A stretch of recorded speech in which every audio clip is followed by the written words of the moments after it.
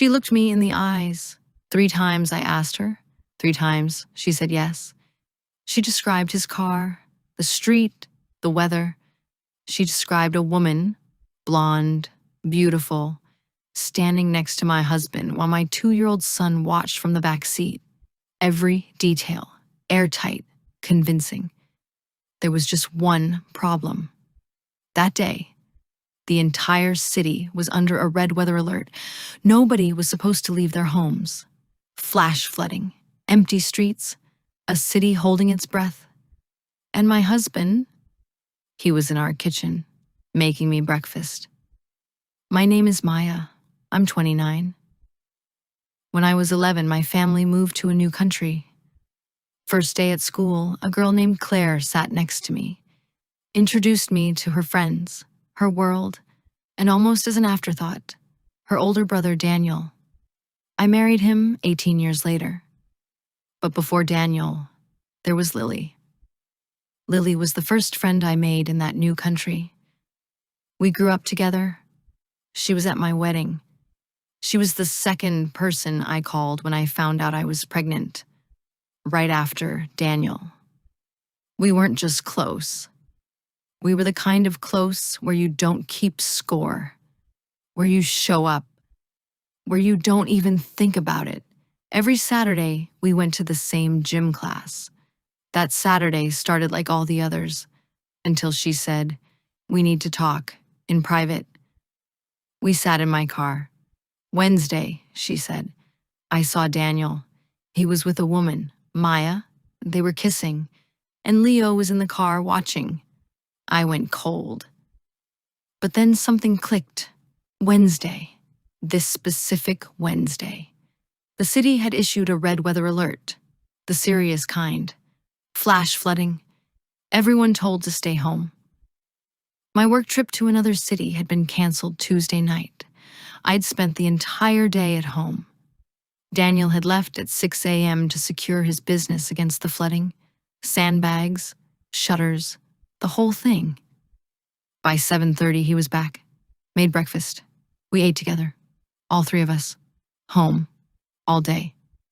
I asked her once, "Are you sure it was Wednesday?" "Yes." "This Wednesday? During the red alert?" "Yes." 100%? And she didn't just say yes. She went further. Describe the woman in detail. Blonde, like a Barbie. Standing next to Daniel's car near his office. Leo in the back seat. 11 a.m. During a flood warning. I let her finish.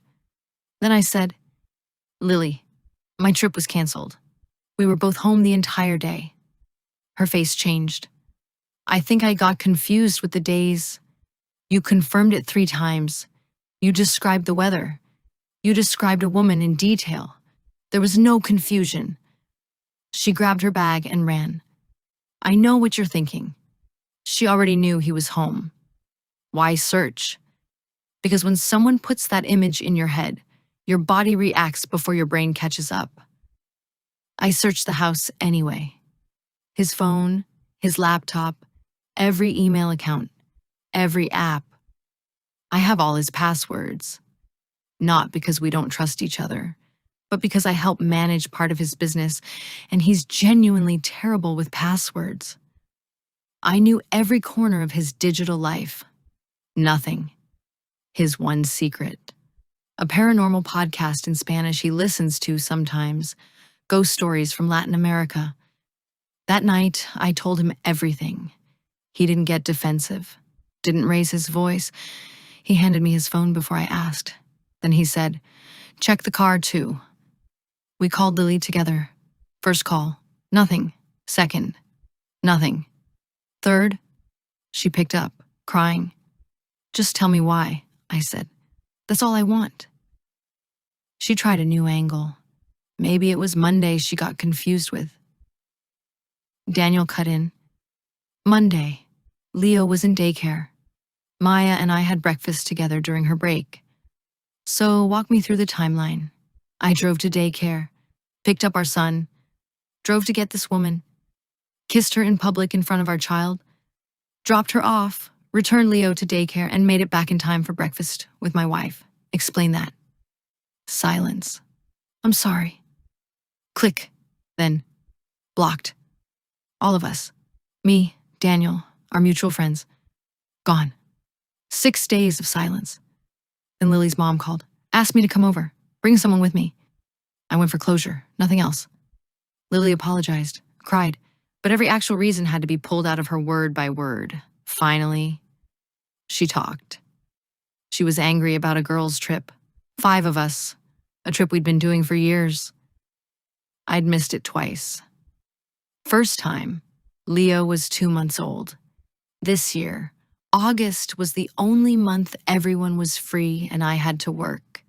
I couldn't get out of it.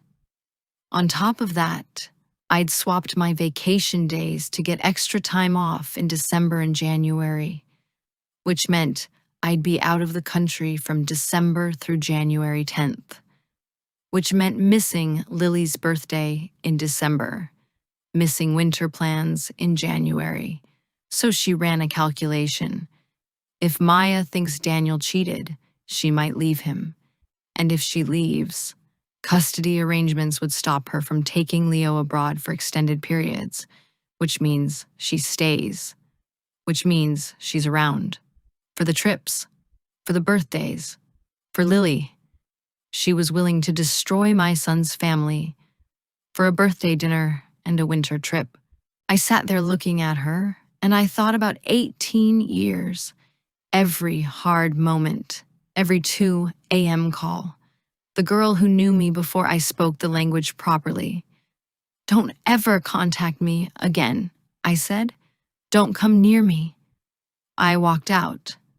The group didn't debate it. Lily wasn't uninvited. There just weren't any more invitations.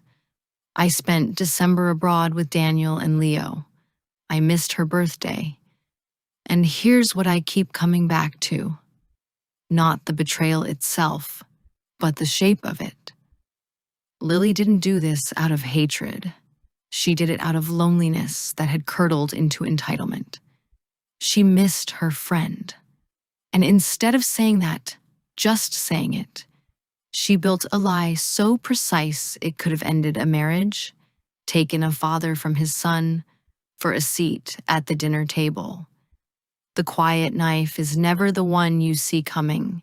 It's the one held by someone who calls you their best friend. If this story hits something in you, drop it in the comments. I read everything. The Quiet Knife. New stories every week.